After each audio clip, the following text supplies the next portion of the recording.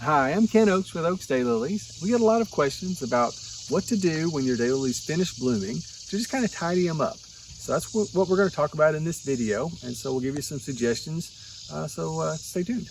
Okay, so it's mid-August when we're shooting this video, and so daylilies here in East Tennessee bloomed a couple months ago. Mid-June to mid-July is the typical bloom season in our area.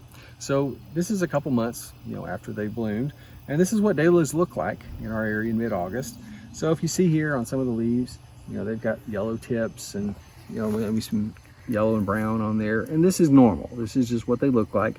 These leaves here, they've been growing, for several months here in the garden. So that's just, what happens to them over time. So this is normal, nothing to worry about. This is the way they look this time of year.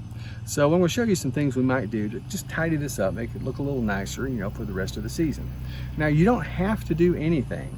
If you just leave this like it is, it's going to look like this. And then, if you live in an area that gets cold weather in the winter, this is just going to go dormant, and it's all going to plop down to a pile of brown leaves, and you can just pull it off if you want to, or leave it. You don't have to do anything. So I'm going to show you some tips and things we can do to maybe tidy this up. So the first thing I'm going to do is around the base of the plant here, you can see this old foliage.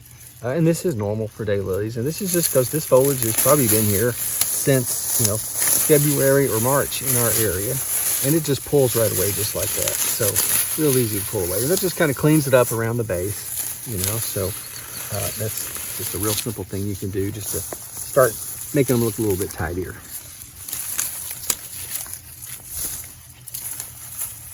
All right, now the next thing I'm going to do is I'm going to pull out the old bloomscapes.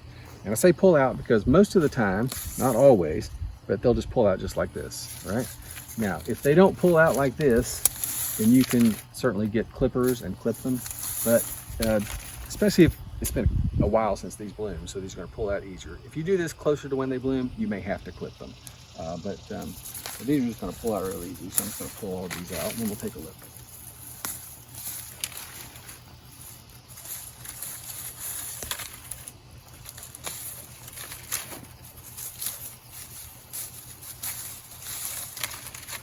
All right, so now that I've pulled the foliage around from the base and I've pulled out the scapes, I'm just going to evaluate here. And for some folks, this may be, hey, this looks good, I'm just going to stop right here. Now, what I would probably do on this is I'd probably go ahead and trim this off, prune it about, I normally do it about this tall, 6 to 8 inches or something. And what I've found is that if I trim it about that tall, it'll put out nice green foliage.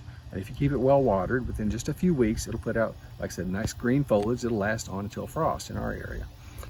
So just a reminder, tidying is just a personal preference. It's whatever you like. You may like the look with the scapes on it, which is fine. Or you may want to just stop right here. You may want to go ahead and trim it off like I mentioned. I would say one good thing about, tidying it up like this is you can see, makes it easier to see at least, how many plants you've got in here, which this is a really old clump, so it's got a lot of plants. So you may look at it and be like, okay, well, this has got enough that I feel like I want to divide this. I've got a spot where I'm going to dig it up and divide it and put some somewhere else. Or maybe if you noticed it not blooming as well this year, sometimes they will need to be divided. This one has bloomed fine just in a giant clump like this, so I'm not going to divide it. But, it's one good thing about tidying it, you can see how many plants are there. All right, so now that I've pulled the foliage around from the base and I've pulled out the bloomscapes, I'm just going to evaluate. And you may be happy with this. This may be fine. You like the looks of this, you can leave it right here. I'm going to go ahead and trim this off. And typically I will do this about 6 inches tall or so, right? And this is kind of personal preference. I've seen some folks like to do it taller. And I've seen some folks do it shorter, but I'm going to stop about right here, right? And I'm just going to start here with clippers, right? So I'm just cutting this off. Just grab a handful like that. And then I'm just going to, continue, do the whole clump like this, all right? All right, so here it is after I've trimmed it off. I think it looks good. And then, like I mentioned, this should put out nice, fresh-looking foliage over the next few weeks. Be sure and keep it good and water. That's going to be helpful to get it to grow foliage quicker.